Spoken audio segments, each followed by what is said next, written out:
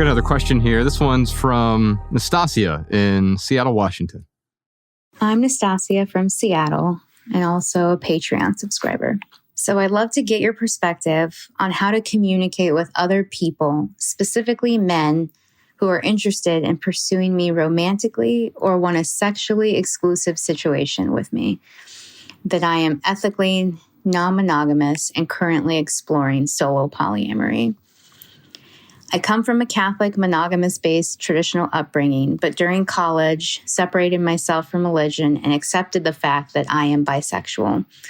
I've had long, serious relationships that have been both open and traditionally monogamous. However, I kept those details to myself and very rarely, if ever, mentioned to others. Over the last couple years, I've decided to lean into the E&M community a bit more and become more openly confident in non-traditional exploration and lifestyle choices. With that comes learning to navigate this topic to friends, family, and new intimate partners. I don't shout from the hilltops about it or feel like E&M is the only thing I'll pursue for the rest of my life, but I am trying to practice how to explain it early on enough so I don't accidentally hurt someone. Lastly, while I'm currently single, I have a deep connection with a couple I see semi-regularly already and am invested in prioritizing that relationship. How do I explain that to other people who may want to go out with me exclusively? Additionally, is it common or expected that as a solo poly person, I need to share with everyone that I am actively talking to or sleeping with other people? Or is it fine to just say I'm E&M and leave it at that? I'm not sure how transparent that needs to be.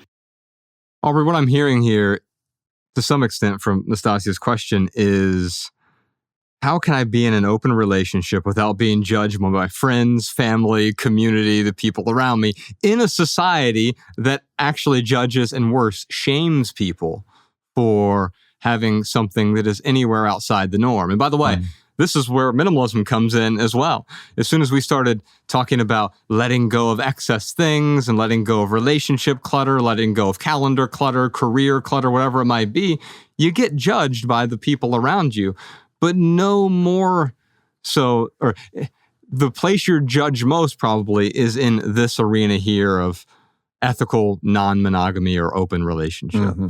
Mm-hmm.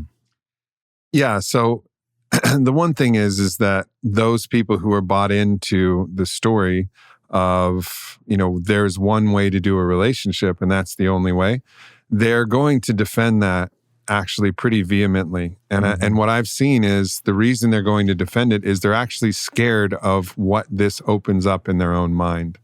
Because a lot of people, the people who I've found had the most difficulty with accepting this were the people who were a little bit frustrated in their relationship, but they've convinced themselves this is the only way and you just have to deal with it. But when you say, no, there's another way, they're like, no, there's not another way. And they try to close that option down so it doesn't start to play with their mind and give them a possibility. Like, what? You mean there's a different type of structure that I could use? Like, they don't really want to engage that. So to start to see that and know that actually you living this life is challenging and it's threatening to those people who've accepted the compromise of, all right, this is just the way things are. I'm not really that happy, but nonetheless, this is the way it is. There's no other option.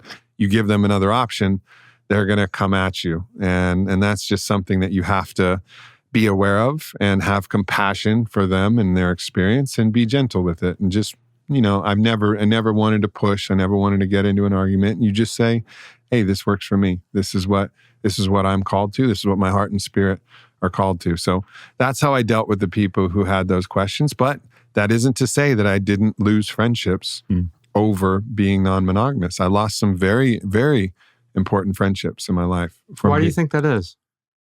I think it was because it challenged one or the other of the partners. Maybe one partner was afraid that their partner might actually want somebody else. And so this opened up this Pandora's box, like, I hope my partner doesn't, get around Aubrey and Whitney too long and then get these crazy ideas and start wanting to see other people.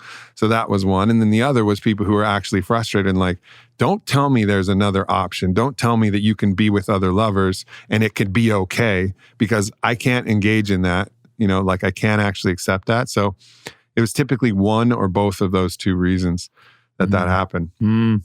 So to go to our second part of the question, which is how transparent do you need to be and when? For me, I was also single at certain different points. And when you're single, you date, and there's a certain point where you talk about if you're dating other people. There's not, in my mind, a supposition that if you go on a date with somebody that I'm not dating anybody else, like that conversation comes, and that conversation sometimes comes early and sometimes comes after a couple dates where you realize like, yeah, I'm seeing a couple people and you're still dating. You're not like together committed in a relationship with anybody. So at the point where things start to evolve, then I share it. Now, that isn't to say that sometimes right out of the gate, I didn't share it because I was very public. I did podcasts on non-monogamy. I made posts. I wrote newsletters.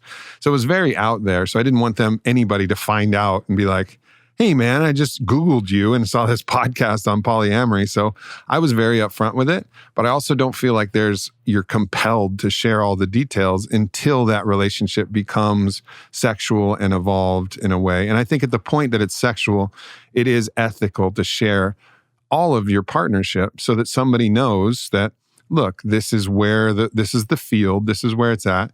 But if it's a first date and you're out on coffee, you're just getting to know each other. You don't need to go, hey, and by the way, I'm seeing this couple and I'm really feeling about it. You don't even know if you like the person yet. You don't even know if you get along. Yeah. So I think there's a point where it becomes your ethical responsibility, but that point isn't immediate. It's something that you can kind of feel after you decide whether you've built a rapport with that person that you're seeing. Yeah. Did you enjoy this standalone Patreon highlight? If so, you can listen to full episodes of the Minimalist Private Podcast, available exclusively on Patreon. Visit patreon.com/theminimalists or click the link in the description. Your support keeps our podcast and YouTube channel 100% advertisement free.